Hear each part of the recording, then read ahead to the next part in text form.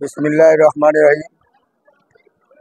পাঠানগড় যুব সমাজ কর্তৃক আয়োজিত Zia city day night minibar football tournament 2024-25-এর আজকের দ্বিতীয় দিনে পাঠানগড় মজুম জমাদার বাড়ি একাদশ বনাম মহিপাল কারিপুর খেলা শেষ হয়েছে।